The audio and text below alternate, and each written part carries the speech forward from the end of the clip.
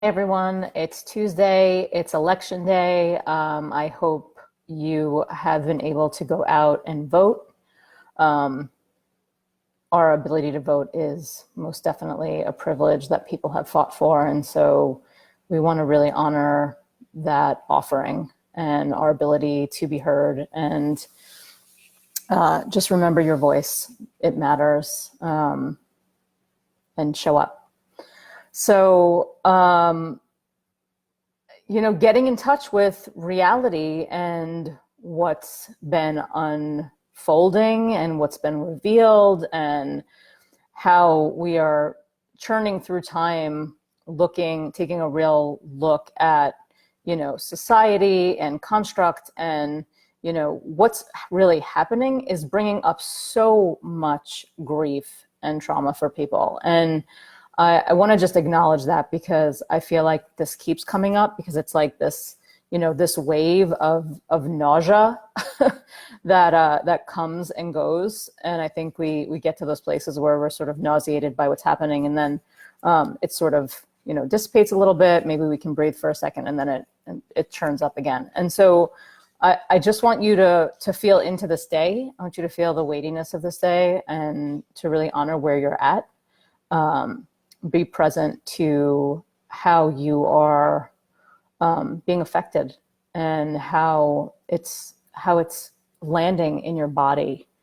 When we start to really look at the truth of things, that that reality is not pretty. we see what we want to see most of the time. And we're choosing how to sort of navigate and engage and look at things or slant them so that we can, function in our lives. But the reality is, it can be really harsh. And so I want to talk a little bit about how our brain operates, because the reality is things are not necessarily, all sunshine and unicorns and fairies and daisies. And if we get stuck in that sort of new age thinking that like everything is nice and be kind to each other, but like, that we have to live in this fake reality. So it's not so much the please be kind to each other, but we don't need to be fake. Can we be authentically true to ourselves in the moment and be present to our experience without having to be, syrupy and pretending to be something we're not? The reality is that our neural pathways, they move towards the negative. We are literally designed to see what's wrong. And it's fascinating. If, 5 things happen in a day and 4 things are positive and 1 thing is negative, the brain latches to that one negative thing and not to the 4 positive things that happened. And so I want to approach this from a place where I do not want you to think that I want you to ignore those 4 things that didn't work out and that happened, that were kind of messed up, and only focus on the positive. But I do want us to start to really notice how we choose to take in what's occurring and then what we do with it. Because those neural pathways towards the positive do need to be constructed. We need to literally rewire our brain in order to get that process to occur.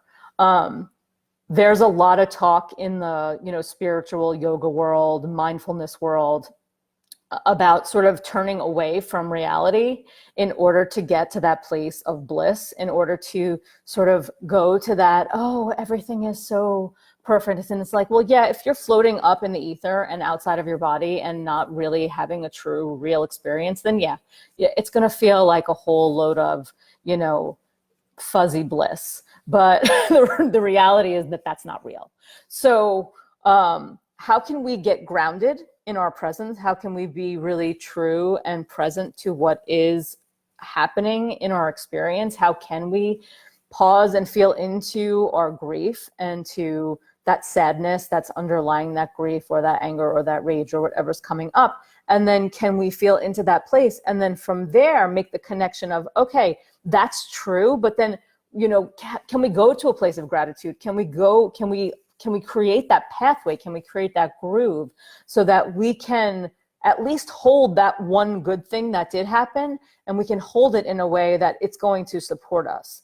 And so we can start with, so many, life coaches and, self-help people and new age people and teachers and, people who are like showing up, offering wisdom, or start from this idea of gratitude and start from this idea of a gratitude practice. And, gratitude is real. Gratitude does work. But it needs to come from a really authentic place. It really needs to come from a place where you are authentically grateful for the experience. If you are trying to pretend to be grateful for something, but you're not really, and you're trying to fake it to sort of create the pattern or the groove, it's not really going to work. So can you start small or really big, really? Because we start with the breath. If you cannot find anything else to be grateful for, can you be grateful for the fact that you are alive, that your breath is literally moving through your body, that you are taking in oxygen, that your body is wise enough to then release what it does not need? Carbon dioxide. I always want to say monoxide. Carbon dioxide, and then take in more oxygen. You are constantly in this process of detoxification. Your body is doing that for you. You do not have to think about it. How lovely. Can you imagine if you did, you would get nothing done. So feel your sitting bones root. Feel the body settle. Whatever is coming up for you today, I feel like a little butterflies in my stomach. I feel sort of tightness in my chest. I want you to breathe into the back of your lungs. I want you to turn in, and I want you to really notice what is showing up for you. How is this day showing up? How is your experience showing up? How are you experiencing your own truth? So we go to reality first, and some of reality is really great, and some of reality is, you could do without it. You wish it was something else. But can you breathe in? Can you feel in? And then can you find those grooves? Can you find those places where you get to create an imprint? You get to create a pathway of gratitude here in your body, in your system, in your brain. Okay, we're creating that neural path. Can you be grateful for your breath? Can you be grateful for this moment of pause? Can you be grateful for the fact that we can vote? Can you go to that place inside where, if none of those things that I just said resonated with you, can you go to your own heart? Can you go to your own presence? And can you be grateful for something? Can you find something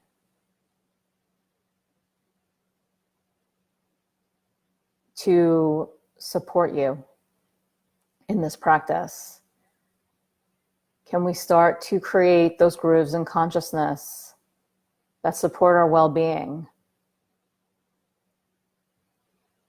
that invite us to acknowledge not only, what's good and what's working, and those things are important, right? That's what we're doing here for this moment.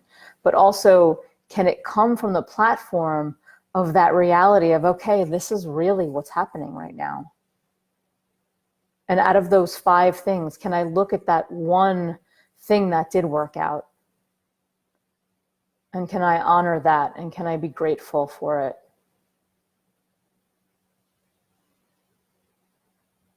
And then can we honor that and not allow it to send us into this vortex of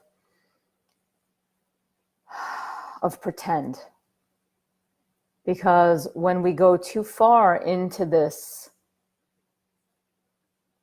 way of thinking, this looking for the good, or this, concentrating only on the things that are good, then we go to a place of, delusion. So we don't want to go there. We just want to get really clear about reality. And can we honor reality? Can we honor life as it unfolds? And then can we step in to retrieve those things that really are supportive, that really are nourishing, that really are holding us, that are, deeply, deeply connective.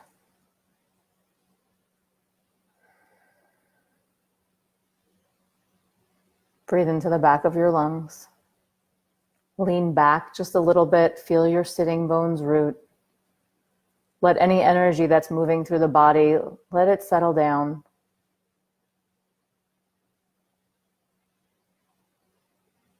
And then draw your hands into prayer in front of your heart. Sealing any intentions you're holding for yourself for this day.